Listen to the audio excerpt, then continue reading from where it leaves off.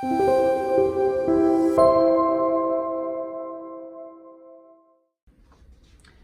번째 원인은 그러면 이렇게 문제가 많으면은 사실은 잘 고쳤으면은 덜 문제가 됐겠죠. 근데 이전 개혁이 이제 한계가 있었다는 건데 다행히 두 차례 연금 지급률을 인상을 해가지고 처음에 시작할 때 88년에 소득대체율 70%였던 것이 지금은 이제 여기 어딘가에 지금 와 있는 것입니다. 그래서 41% 정도 된다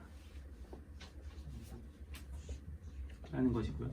그래서 이 앞에 그림, 앞에 표로 보시면은 거의 지금 98년하고 2007년의 개혁을 통해서 우리가 달성한 것은 이 상태를 그냥 73년법 상태로 돌린 수준이다.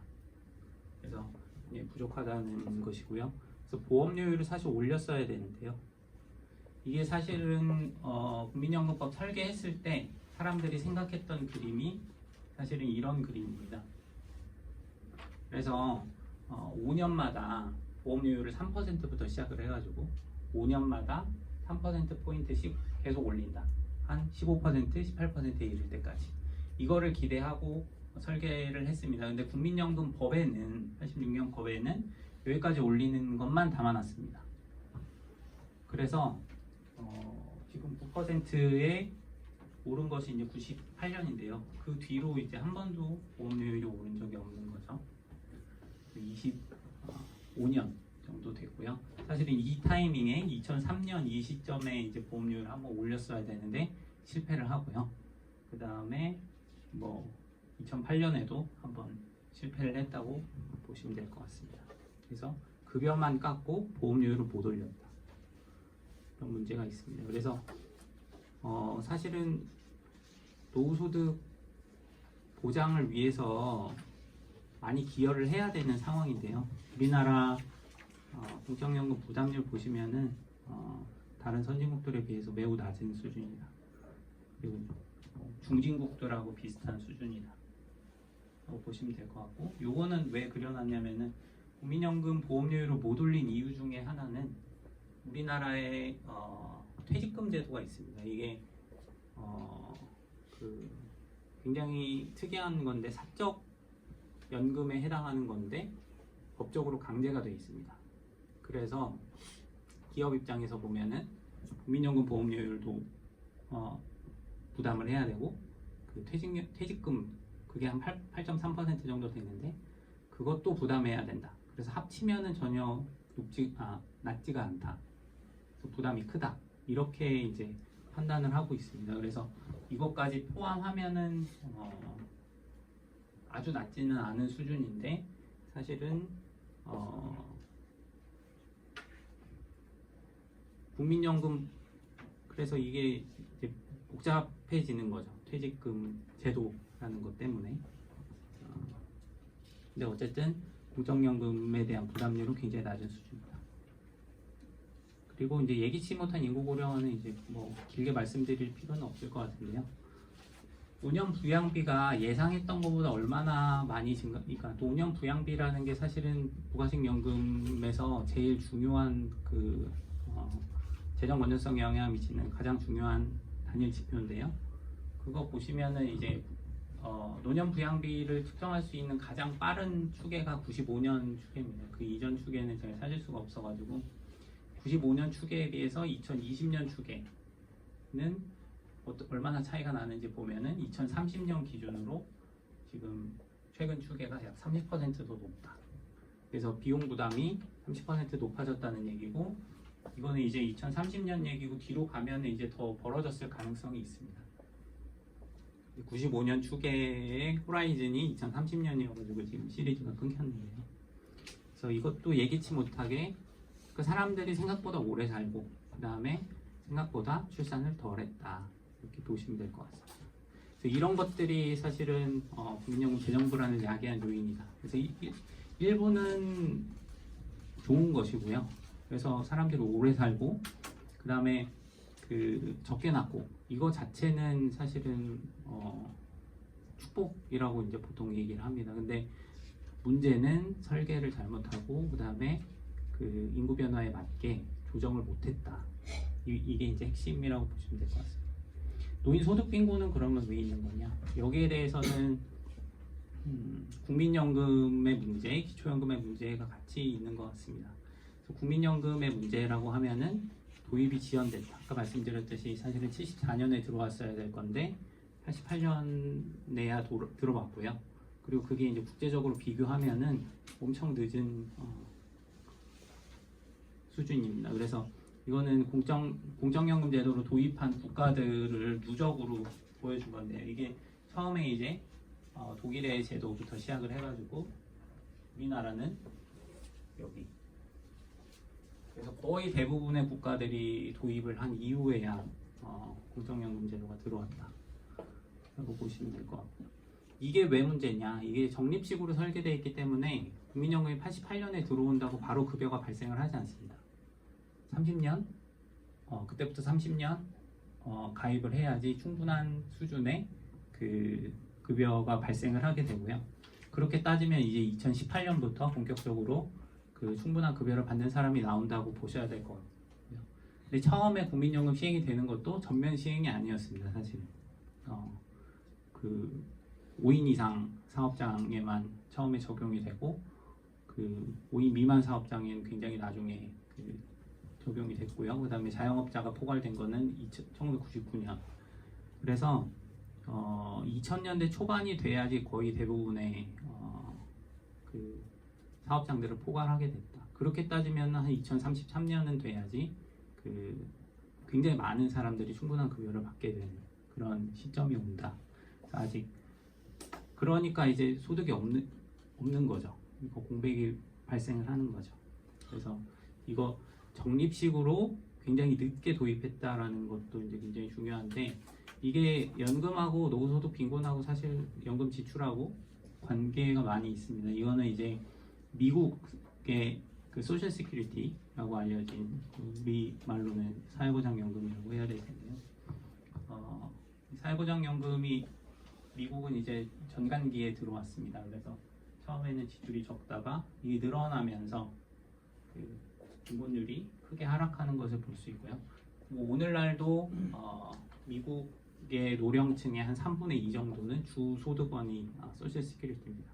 미국이 이게 보장성이 유럽 국가에 비해서 굉장히 그렇게 높지가 않은데도 불구하고 상당히 의존하고 있다. 그래서 국민연금 굉장히 중요하고 노후소득 빈곤을 줄이는데도 사실은 큰 역할을 잠재적으로 할 수 있는 제도인데 지금 아직 충분히 성숙 안 된 면이 있다는 것이고요. 그래서 지출 비율로 따지면 우리나라가 여기 어디 있습니다. 그래서 뭐 2%가 지금 안 되는 것으로 제가 알고 있는데 그래서 뭐 노인 빈곤이 높다는 게 노인 소득 빈곤이 크다는 게 사실은 그렇게 놀라운 일은 아니다. 여기까지가 이제 그 문제의 진단과 원인에 대해서 이제 말씀을 드렸고 연금 개혁을 해야 된다는 얘기가 계속 있었는데 이제 지난 정권에서도 좌절이 되고 이번에도 사실은 국회 중심으로 이제 논의가 굴러갔는데 거기에 대해서는 조금 뒤에 더 말씀을 드리겠습니다. 그래서 올해 들어가지고 국민연금 개혁 공론화가 시작이 됐습니다. 이게 공론화 절차를 보시면 이제 뭐 절차에 포함되진 않지만 출발은 어쨌든 국민연금 국회에 연금개혁 특위가 출범을 하면서 2022년 10월에 시작이 됐다 보시면 될 것 같고 그 다음 해에 그러니까 작년 3월에 제5차 장기재정 추계가 발표가 됐습니다. 그리고 올해 초에 특위 산하에 연금개혁 공론화위원회가 출범을 했습니다. 그래서 여기에는 어쨌든 이제 초당적 위원회에 해당하는 혹은 양당 위원회, bipartisan 위원회가 구성이 됐다라고 보시면 될 것 같습니다. 그래서 실제적인 작업은 24년 2월에 자문단을 구성을 합니다. 이건 전문가들을 모아가지고 자문단을 구성을 하고요. 그 다음에 의제 수기단이라는 것을 구성을 합니다. 의제 수기단이 하는 역할은 이 공론화 특위에서 제시한 의제에 대한 대안을 설정하는 역할을 합니다. 그래서 이거를 의제 수기단이 대안을 설정했기 때문에 이 대안이 뭐 전문가들의 도움은 받았지만은 전문가들이 내놓은 대안은 아니다 라고 보시면 될 것 같고요. 그래서 시민 혹은 이해관계자들이 내놓은 대안이다. 그래서 거기에 대해서는 이제 일정한 합의가 있는 그런 대안이었다. 그리고 이 공론화위원회에서 이제 핵심적인 역할을 하는 것이 이제 시민대표단인데요. 500인을 선정을 해가지고 수기 토론회를 거쳐서 의견 수렴을 하겠다. 이게 이제 공론화 절차의 핵심이고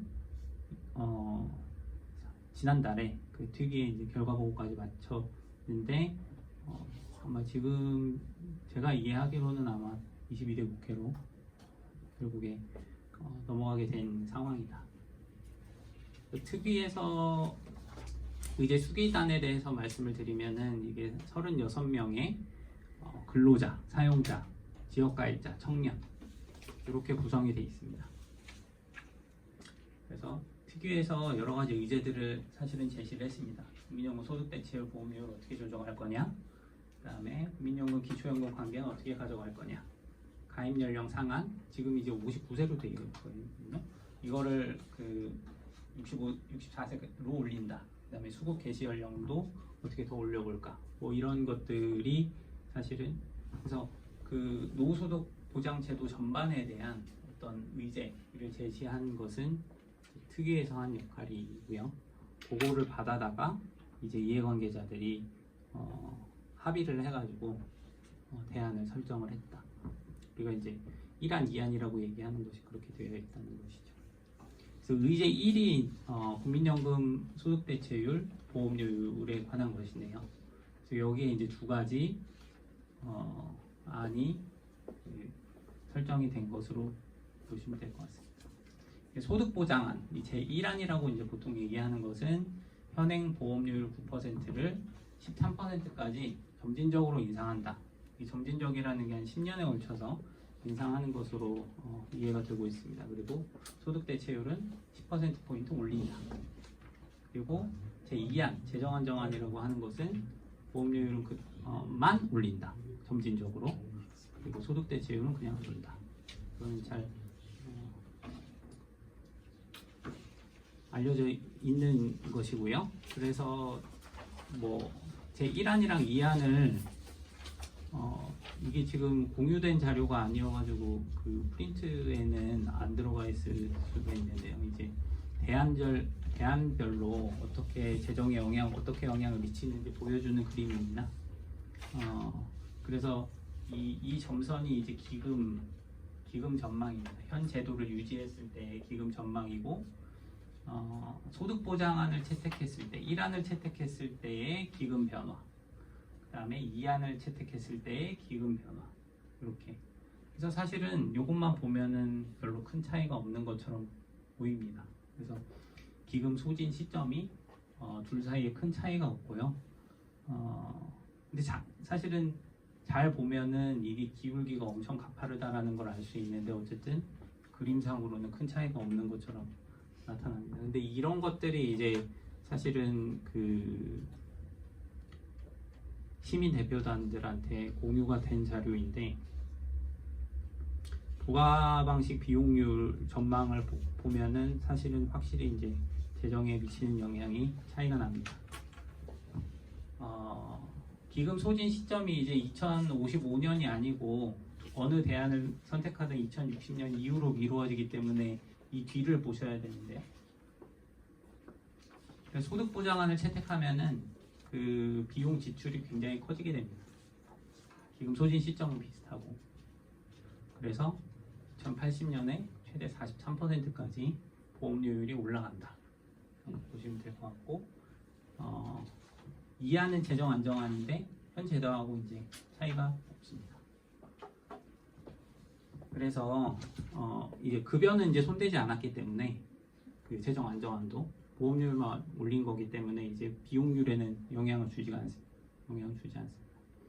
그래서 어쨌든 1안이 훨씬 더 그 재정에 장기적으로 안 좋은 영향을 미칠 수밖에 없는 그런 안인데 이런 정보들이 이제 제대로 집단들한테 공유가 안 된 그런 면이 있습니다.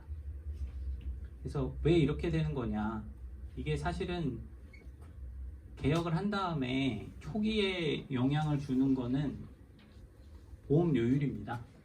왜냐면 보험료율은 바꾸면은 당장 수입이 생기는 거잖아요. 그러니까는 초반에는 별 차이가 13%, 12%이기 때문에 처음에는 뭐 별 차이가 없는 것으로 나타나지만은 소득 대체율을 인상하면은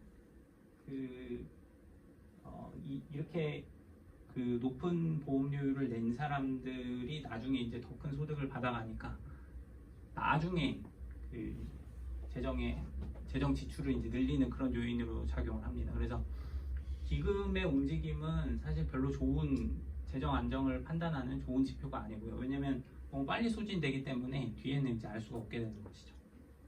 그래서 이 부가방식 비용률 같은 거를 봤어야 되는데 이런 인포메이션 빠졌다.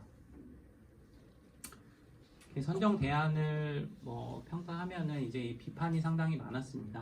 왜 1안, 2안밖에 없냐? 그리고 어떤 대안이 채택됐더라도 추가 개혁이 요구되는 그런 상황이라고 보시면 될 것 같습니다. 그런데 가장 큰 차이는 1안은 재정 안정도 악화되고, 그 다음에 세대 간 형평성도 악화됩니다. 부가방식 비용률 43%. 지금 9%를 12%로 올리는 것도 힘들어하는데 너네들은 그냥 40% 내도 돼. 이런 얘기거든요, 사실은. 세대 간 형평성 굉장히 악화된다. 그리고 뚜렷한 노인 빈곤 개선도 기대하기 어렵습니다. 이게 사실은 국민연금을 통해서 빈곤을 해소를 하려면은 일단 다 가입이 돼 있어야 됩니다. 전체 다 포괄이 돼 있어야 되는데 사실은 아직도 근로자들의 하위 15%, 20% 정도 되는 사람들은 국민연금에 포괄이 되어 있지가 않습니다. 그래서 이 사람들이 다 빠져 있는데 무슨 국민연금을 통해서 드라마틱하게 노인 빈곤을 개선하기는 어려운 상황이기 때문에 이게 사실은 중산층 이상에서 가장 큰 혜택을 볼 수 있는, 그리고 현세대에 국한해서 그런 제도가 선택이 된다. 뒤에 이제 말씀드리겠지만 재정 안정 2안도 문제가 있지만은 어쨌든 그냥 방향은 맞는 것이다. 소득 대체율을 더 낮출 수는 없고 지금 노인 빈곤 문제라든지 이런 것들을 고려하면은 소득 대체율 낮출 수는 없고 내 재정 문제는 남아 있고 그러려면 보험료를 인상하는 방법밖에 없습니다. 그래서 12%로 느리게 올리는 것이긴 하지만은 방향은 맞다.